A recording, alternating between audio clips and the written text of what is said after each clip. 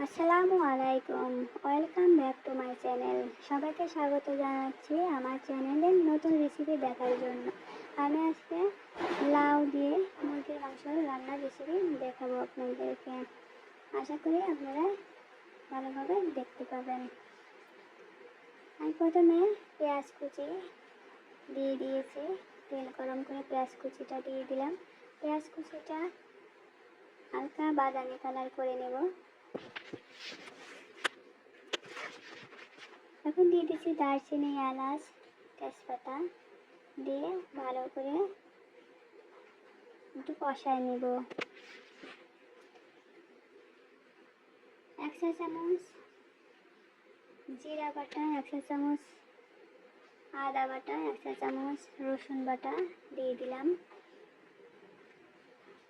1 চা চামচ পেঁয়াজ বাটা। আর মশলাগুলো ভালো করে কষায় নেব। যেহেতু এটা কাঁচা মশলা একটু একটা স্মেল আছে, যে স্মেলটা দূর করার জন্য হালকা একটু পানি দিলাম। পানি দিয়ে একটু কষায় নেব যাতে স্মেলটা না থাকে। আমি ভালোভাবে মশলাটা কষায় নেব।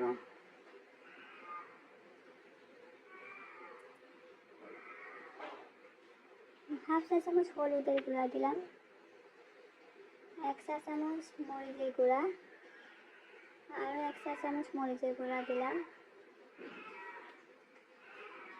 স্বাদ মতো লবণ,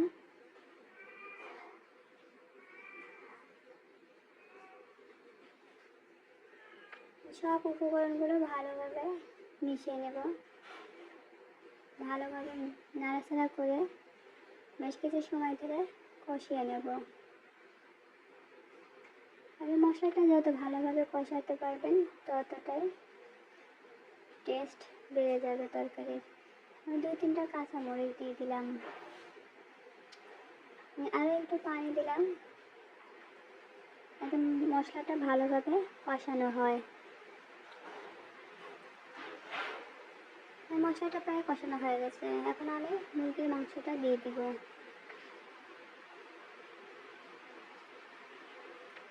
মুরগির মাংসটা দিয়ে একটু ভালোভাবে নেড়ে চেড়ে কষায় নেব। ভালোভাবে নেড়ে চেড়ে কষাতে হবে, যাতে মুরগির মাংসে গায়ে সব মশলা লেগে যায়।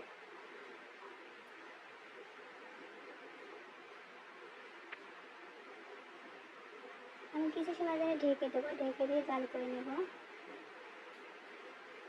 বেশ কিছু সময় ঢেকে জাল করে নিয়েছি, মাংসটা একটু কষায় নিয়েছি।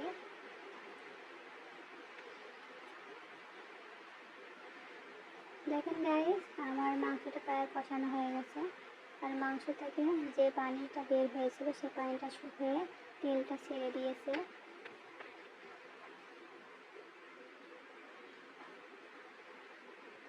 এখন একটু নাড়াচাড়া করে আমি লাউ দিয়ে, যেহেতু আজকে মুরগির মাংসটা রান্না করবো, এখন এই মুহূর্তে আমি লাউটা দিয়ে দিব। আগে থেকে লাউটা কেটে রেখেছিলাম, লাউটা দিয়ে দিলাম।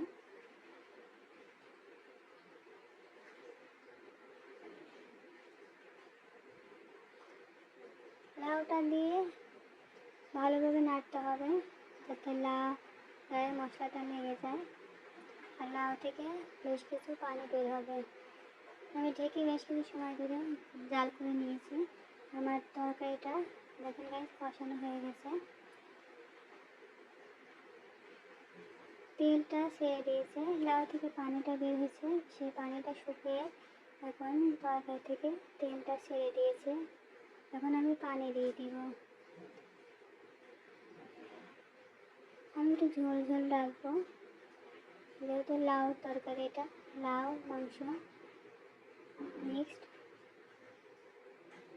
একটু বেশি করে পানি দিলাম।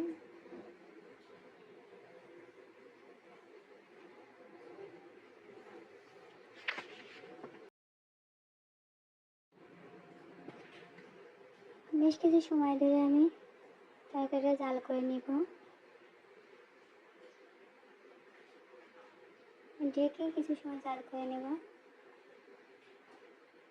ঠিক আছে, ঢেকে অনেক সময় জাল করে নিয়েছি। দেখেন গাইস আমার তরকারিটা প্রায় হয়ে গেছে।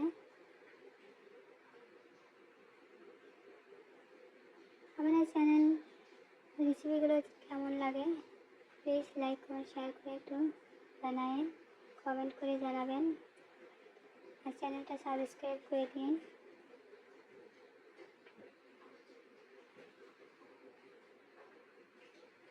আমার তরকারিটা দেখেন হয়ে গেছে, আমি এখন নামিয়ে নেব। এখন আমি একটু পরিবেশন করে নিচ্ছি। দেখেন গাইস, আমার তরকারিটা যেমন লোভনীয় মনে হচ্ছে তেমনি অনেক টেস্টি মনে হচ্ছে। ওকে, আল্লাহ হাফেজ।